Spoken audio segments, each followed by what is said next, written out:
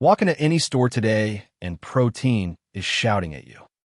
It's on the cereal, the water, even the popcorn. Protein bars and shakes are now a huge habit. The word high protein has become a health halo of its own. But here's the strange part underneath the hype. Most people don't actually know how much they need. So let's cut through the labels and find the real number. There are two ways to get protein wrong. Some people chase it like it's magic dust. Others quietly eat too little for years. The truth sits calmly in the middle, and your needs can shift as you get older. To find your number, start with what protein really is. Protein isn't one thing. It's a chain of building blocks. Those blocks are called amino acids. 20 of them combine to build much of your body. Muscle, skin, enzymes, hormones, even antibodies. 9 of these amino acids are essential. Your body can't make them, so food must supply them. And one of those 9 does something special. That special amino acid is leucine. Think of leucine as a light switch for your muscles. When enough reaches your blood, it helps flip a signal on. That signal is muscle protein synthesis. It's the process that builds and repairs muscle tissue. But the switch responds best once you clear a threshold. Hold that idea. It explains a lot later. You may have heard the official protein number. It's about 0.8 grams per kilogram of body weight daily. For a 70-kilogram adult, that's roughly 56 grams a day.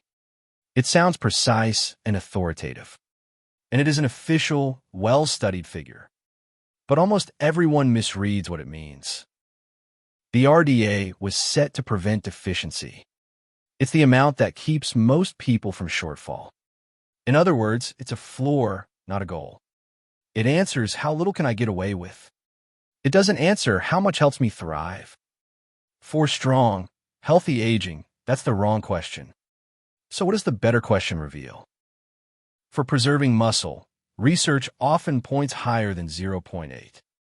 Roughly 1.0 to 1.2 grams per kilogram tends to work better. Muscle outcomes appear to improve up to about 1.2. For a 70-kilogram person, that's around 84 grams daily. That's a meaningful step up from the bare minimum. And if you train hard, the target climbs again. Active people use protein faster, so they often need more. Sports nutrition bodies suggest about 1.4 to 2.0 g/kg. That range supports recovery and building new muscle. The higher end suits intense training or a fat loss phase. While dieting, extra protein helps protect your muscle. But more is not endlessly better. There's a point where the benefit flattens out. Past a certain point, extra protein adds little more muscle. That point sits around 1.6 grams per kilogram. A bit beyond it, near 1.9, the curve flattens hard. Eating triple the RDA won't triple your gains. Beyond your needs, protein is largely used for energy. So the goal is enough, not maximum. The daily total isn't the whole story. How you spread it across the day also matters. Remember that leucine switch from earlier? Each meal needs enough leucine to flip it. That idea is called the leucine threshold.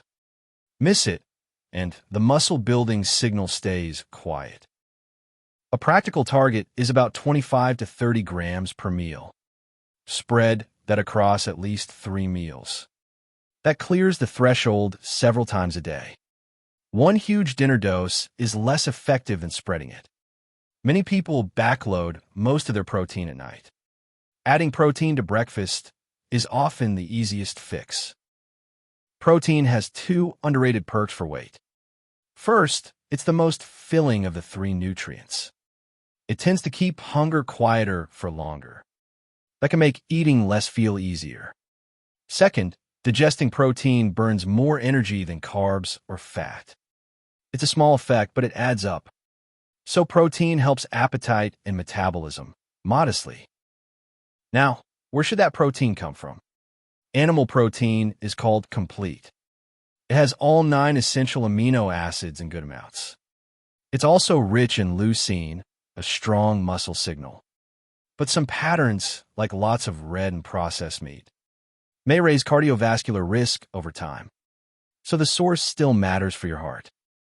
Plant protein flips the trade-off. Some plants run lower in certain amino acids. Beans can be lighter on methionine, grains on lysine. So a single plant source may be slightly less efficient. But plant-rich diets appear cardioprotective, and eating variety easily covers any gaps. Here's the reassuring part. When total protein is adequate, the source gap narrows. Around 1.15 grams per kilogram, differences tend to shrink. Hitting your total matters more than the perfect source. Variety is your simplest insurance policy. Mix both worlds and you cover your bases. So what does hitting your target actually look like? Eggs, chicken, fish, and lean meat are easy staples. Greek yogurt and dairy add protein with little effort. Beans, lentils, tofu, and soy carry the plant side. A scoop of whey can fill a stubborn gap.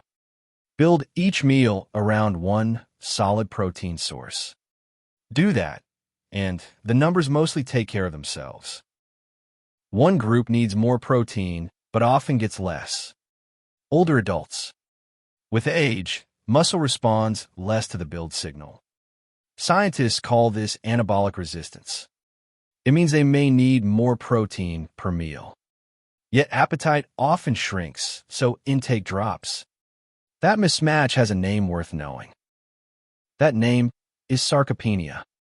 It's the gradual loss of muscle as we age. Less muscle can mean weaker grip and more falls. It can quietly erode independence later in life. Protein plus resistance training is the strongest defense. For many older adults, higher intake is genuinely protective. Now to the biggest fear about protein. You've heard high protein wrecks your kidneys. In healthy people, the evidence doesn't support that. Higher intakes haven't been shown to harm normal kidneys. But there's a real and important exception. If you already have kidney disease, the rules change. Then protein needs careful medical guidance. Another myth: you can only use 30 grams per meal. That idea is oversimplified. Your gut keeps absorbing protein well beyond 30 grams. The rest still feeds skin, organs, and repair. What does have a ceiling is muscle building per meal. So 25 to 30 grams is a smart target, not a hard limit. Let's turn all of this into your number. Most adults do well around 1.2 to 1.6 grams per kilogram. Lean toward the top if you train or are dieting. Lean higher again if you're older. Then split it into roughly even 25 to 30 gram meals. Mix animal and plant sources for the heart. That's the whole game, simply put. So here's what to remember. The RDA is a floor, not a finish line. Aim higher than the minimum, but not endlessly. Spread it out and lean on varied, whole food sources. Enough protein, spread well, is the quiet win.